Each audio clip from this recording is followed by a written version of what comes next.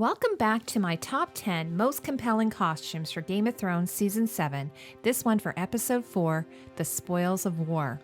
This was hands down my favorite episode of the season so far, although from a costume point of view, I had less to work with, but in this episode I have lots to dig into.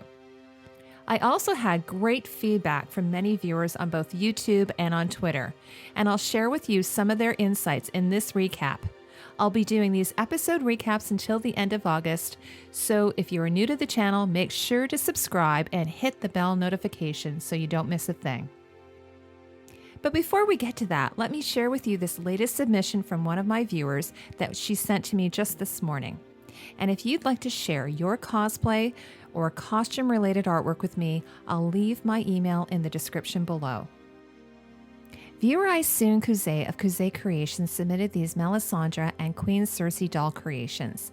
She took collectible dolls from the Tonner Doll Company, repainted the faces and added the costumes, for which she handcrafted, the jewelry, custom stand, and accessories.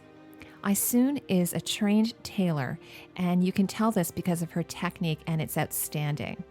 One of my favorite parts is the dirt on the hem of Melisandre's cloak and the spikes on Cersei's Mad Dog collar. Such attention to detail.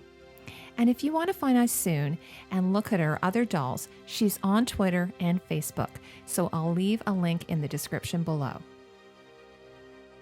And a warning, there will be spoilers for everything that's happened in the show so far. So come back and watch this after you've seen the spoils of war. So let's count down what I think are the most compelling costumes in episode 4, starting with number 10.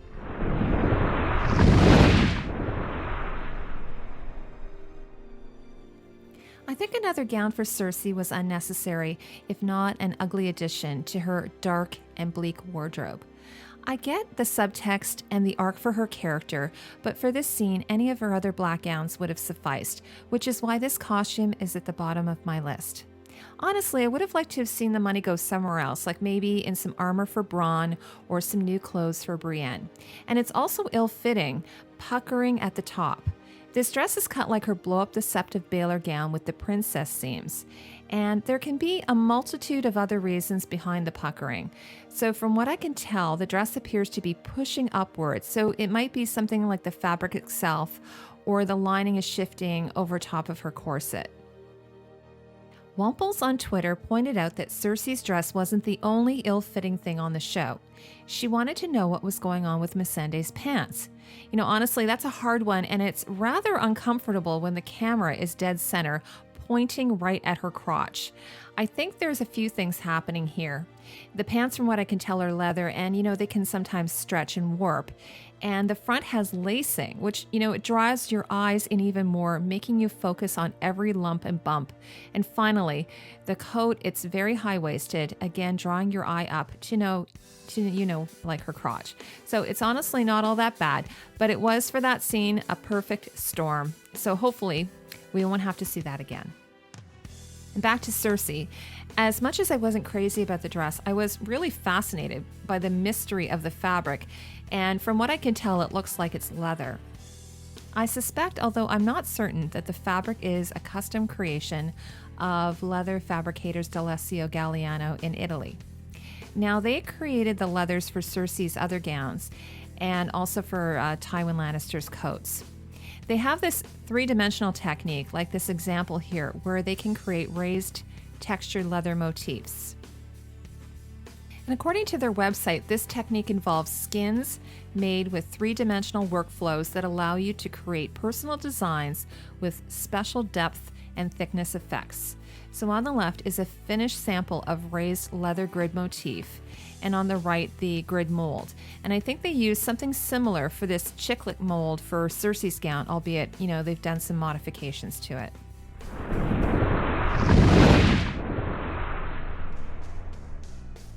Tycho Nestoris is a representative from the Iron Bank of Braavos, and here he's wearing this slightly Elizabethan-style costume.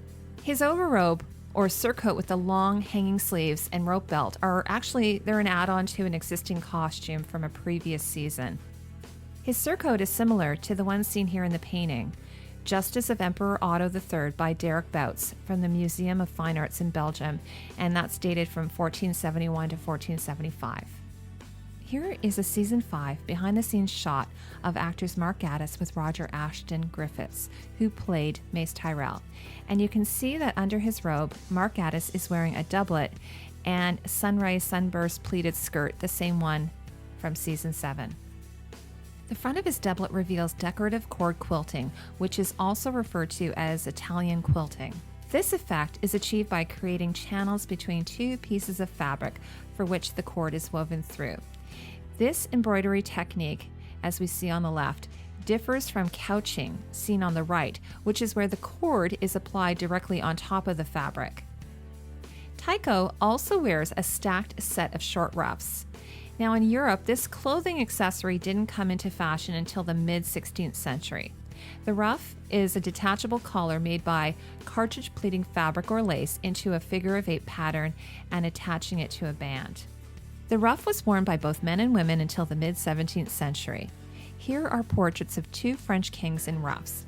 So on the left is a 16th century portrait of Henry III, and on the right is a portrait of Charles IX of France from 1572 by Francois Clouet, wearing a fancy lace ruff.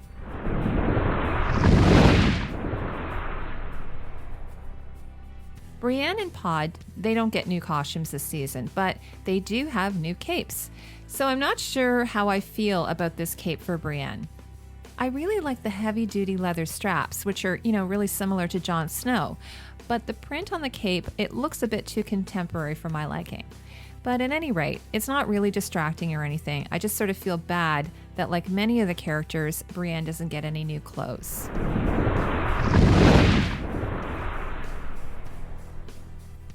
Here is Randyll Tarly wearing a very simple set of half-plate armor. There were some complaints online, but my Twitter buddy Caesar said that he likes the simplicity, and I have to agree.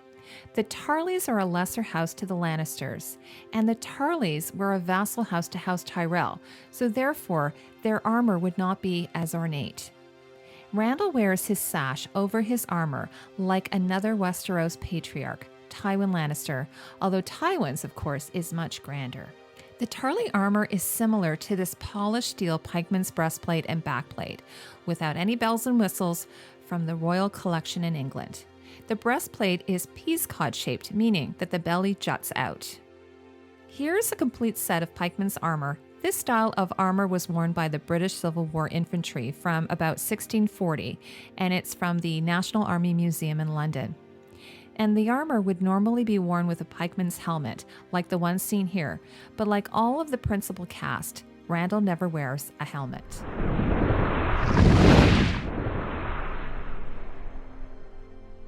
And during the siege of Highgarden and the loot train attack, Dickon Tarly wears identical armor to his father Randyll. Pikemen's or light cavalry armor rarely had paul-drawn shoulder guards like the ones that we see on the Tarleys.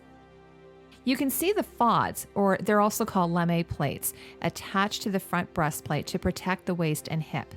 And Dickon wears a leather gambeson under his coat with suede trousers, boots, and a mail shirt, the same outfit he wore to the court in King's Landing for his father's meeting with Queen Cersei.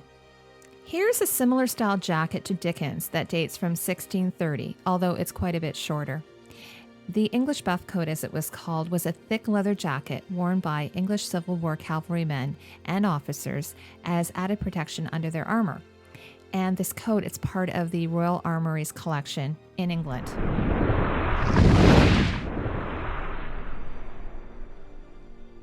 Here is Bran from the episode The Spoils of War wearing a simple buckled leather coat. So I'm including him here on this list, not because he has a lovely new costume to look at, but because of what he doesn't have. No fancy armor like Jaime's, in fact, no armor at all. He didn't have armor back in Season 6 either, during the standoff at River Run. He didn't have it here in Season 5 either, when assisting Jaime in the rescue of Myrcella from Dorne. Bran did, however, have a simple vest of armor back in Season 2, one that he acquired as a sellsword. So why is Jaime so bloody cheap? Poor guy. As Pearls and Bloom said, give this man a castle, and I'll add to that a new set of armor.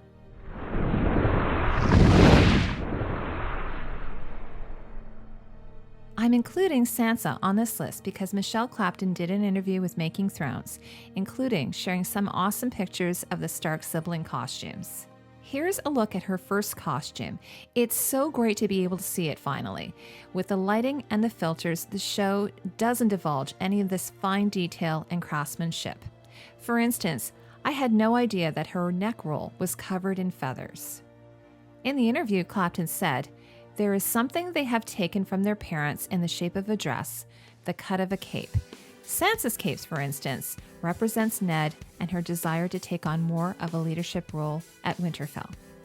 And viewer Professor Cecily commented that Sansa's gown looks like it has a bit of a Gibson girl silhouette, and I think it's absolutely true, especially with the curve of the belt.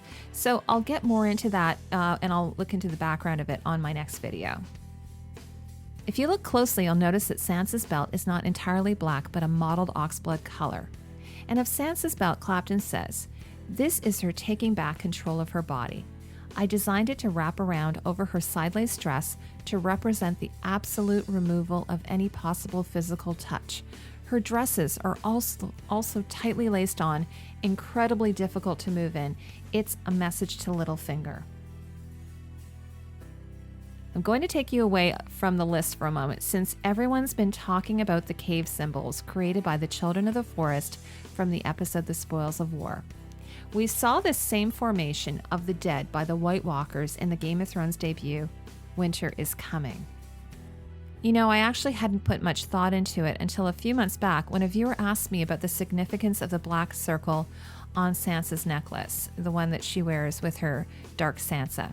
So costume designer Michelle Clapton had talked in length about the needle part of the pendant, but she never mentioned the circle with the line through it, so I just didn't think it was important. Someone on a forum had mentioned that the moon door is the same shape, so I thought that might have been a good explanation. And then in their video on the symbols of Game of Thrones, YouTuber Screen Prism have equated the circle divided by a line with the Greek letter phi, or phi as it's said in Greek. And the symbol also represents the golden ratio, sometimes called the golden mean or golden section. And while it's actually a mathematical formula, it has been used in both art and architecture. And actually, a few viewers also pointed out to me that it looks like theta, or theta as it's said in Greek, which is the 8th letter in the Greek alphabet. And you'll notice that the Game of Thrones logo and typography even has the symbol within its own name. In a recent Q&A video, I'll leave a link in the description below, I actually explained that the circle line symbol is a masculine or feminine element depending on its direction. So the symbol on the left with the horizontal line indicates the passive female element and what has been there since the beginning of time in all things, while the symbol on the right with a vertical bar represents the active male element, indicate what comes from on high and the effective element in time. So it appears that after seeing the cave symbol and Sansa's more dominant role as the Lady of Winterfell, she has embraced the active male element indicated by the symbol on the right.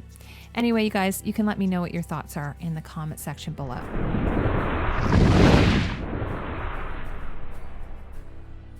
Here's a partial change for Dany, this silk gray cape added to her silver gray dress. I was asked on Twitter why Dany didn't wear her red dragon scale cape for this beach scene. One reason I think it might have been to establish a time change, although it looks like it might have been a last-minute decision. It's just a straight panel of fabric, like there's no dragon scale, flat chevron pleating, and really no shaping at all. I thought that she actually had worn the same outfit when she was flying Drogon, but if you look closely, it's just slightly different. And viewer Caesar commented that the costume didn't appear to get dirty at all during the entire loot train battle, and that's actually a really good point. And I just thought I'd show you, here's actor Emilia Clarke in the behind-the-scenes shoot. For the battle scenes, many viewers, including Gemma at Secrets of the Citadel, by the way, she's got an amazing YouTube channel, guys, you should check it out. She would have loved to have seen Dany wearing something like this that someone posted on Twitter. So I'm really sorry, I don't know who the artist is, so I can't give them credit, but oftentimes these things are snatched off DeviantArt. So viewer Pearl in Bloom also suggests that she should get a saddle. The poor deer is going to get chafed. Before I move on, I just wanted to touch on the Dragonstone cave paintings once again, including this spiral, like the one that the children of the forest formed around the rearwood tree and the formation of dead body parts by the White Walkers. So I've pondered this shape in my Costumes of Daenerys Targaryen video. Both Dany and Missandei's marine costumes from Season 4 are made from this laser cut and dyed leather, presumably from leather fabricators d'Alessio Galliano. And while it's more likely now that this fabric was custom made, I know for sure that costume designer Michelle Clapton used this fabric intentionally. If you look closely at the pattern from the dress on the left, you'll see that it's a spiral formation. My original thought was that it might be based upon an Arivakek, or Armenian Wheel of Eternity, which is pictured on the right. In medieval Armenian culture, it symbolizes the concept of everlasting celestial life. The swirl on Dany's dress is forward-leaning, therefore representing the male energy, but like Chinese philosophy is not balanced without the female energy. Perhaps Jon might represent the female energy. Some of you are also aware that the Targaryen sigil of Dany's house has a right-leaning spiraling dragon, also like the Wheel of Eternity.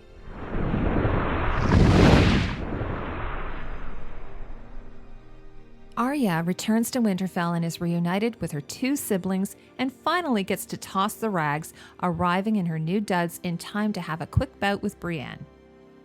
In the same way that Arya tells Sansa that her Lady of Winterfell attire suits her, Arya is able to acquire clothing that suits her equally. It's haberdashery, masculine-style clothing. But we've seen this before, obviously on Brienne, but also on a young Lyanna Stark. And Emily on Twitter adds that Arya's hair needs a good wash. Here's an awesome close-up of the costume. The brown leather jerkin has detachable sleeves and the quilting is similar to the one worn by Arya's father, Ned Stark. In this close-up, of course, we see Arya's sword Needle and her newly acquired Valyrian steel dagger that she got from Bran. I really like the quilted gray cloth skirt panels, bound in matching brown leather, again, a nod to her father. We're not quite at this point yet, like in Michelle Clapton's sketch of Arya with the cape and the leather tab skirt seen on the left, but I expect we will see this complete look before the end of Season 7.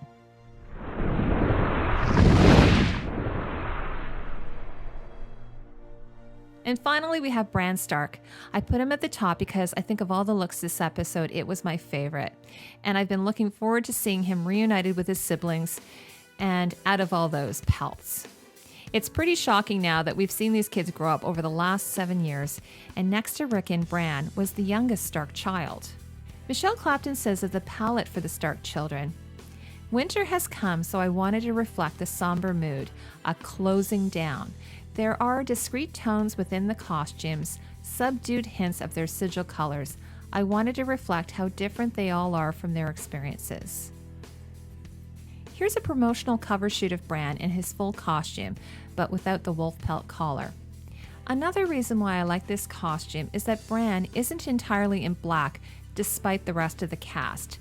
There is a lot of warmth in this costume in the fur trim of his houppelande style cloak, and like the three-eyed raven is a less fitted version of the one that Peter Baelish wears.